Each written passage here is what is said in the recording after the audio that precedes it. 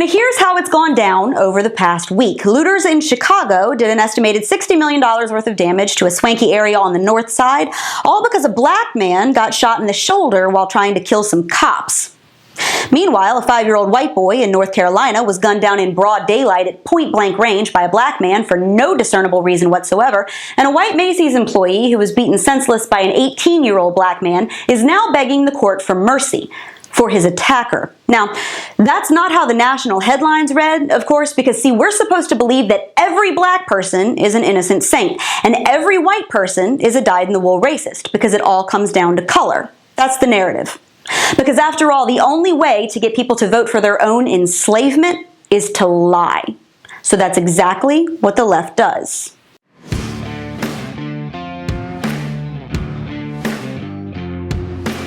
Let's recap some of the stories from this past week, shall we? But unlike the national news media, we're going to try to stick with the truth. First up is Chicago, where what has long been a dumpster fire has now become more like an explosion at a sewage treatment plant.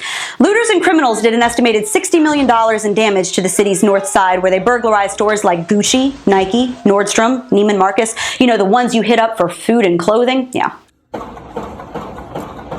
On top of that, they also smashed in a local Ronald McDonald house where about 30 families with sick kids were being treated at a nearby children's hospital and were staying. Now, of course, Chicago Mayor Lori Lightfoot said this was a planned attack from the outside, like it wasn't just a bunch of wild animals making off with big screen TVs.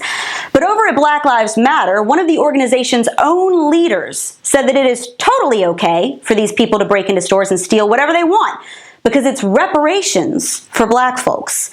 Care if somebody decides to loot a Gucci or a Macy's or a Nike, because that makes sure that that person eats. That makes sure that that person has clothes. That's reparations. That is reparations. Anything they want to take it, because these businesses have insurance. They're going to get their money back. My people aren't getting anything. Meanwhile, down in North Carolina, a 5-year-old white boy named Cannon Hinnant was shot in the head at point-blank range in broad daylight by his dad's black neighbor, a 25-year-old man named Darius Sessoms, who's already got a rap sheet about as long as my arm. Witnesses say that Cannon was just riding his bike in the street around 5:30 on Sunday night when Sessoms walked up to him, put a gun to his head, and pulled the trigger in full view of the little boy's 7- and 8-year-old sisters. Why? Nobody knows. And speaking of news that we're not talking about, do you recall the video that went viral back in June showing a Macy's employee getting beaten bloody in a store in Michigan by a black dude? Here's how that went. 18-year-old Demir Palmer attacked a white store clerk because supposedly his brother told him that he'd overheard the guy using the N-word on the phone. So naturally, Palmer lost his mind and beat the stuffing out of the guy, who had no idea what was going on because, as it turns out, he had not used a racial slur at all, which Palmer later admitted in court.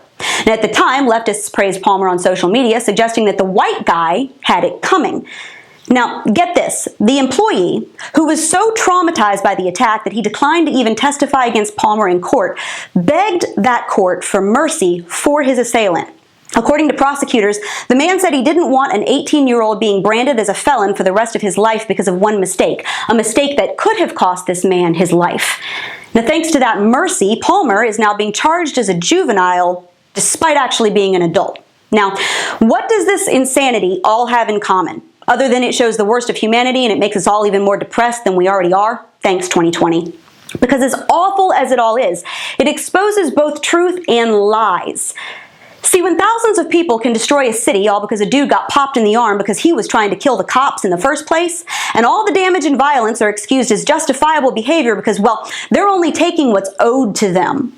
When a white man can be beaten bloody on the floor of his workplace because someone thought he used a racial slur, and it's praised by leftists who assume the poor guy deserved it.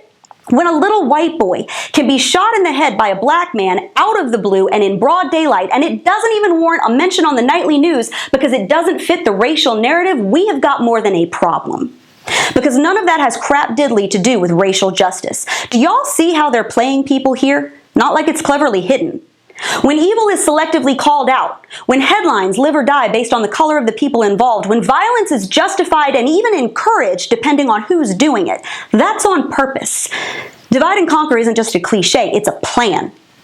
You are being selectively fed headlines and propaganda to make you believe that this country, which has lifted more people out of slavery, poverty, and oppression, which has shed more blood for freedom than any other nation on this planet, has a systemic race problem, so that it will elicit a reactionary emotional response from ignorant people that fuels the political goal of reshaping this nation into a radical Marxist hellhole where the government runs the world and everyone is a slave. A slave to the government, a slave to oppression, a slave to anger and fear and poverty.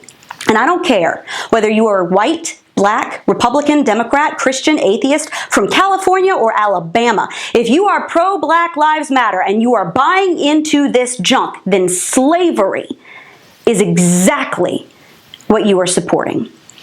And that's your Reality Check, America. Make sure that you subscribe to our YouTube page, like us on Facebook and Twitter, and stay free out there.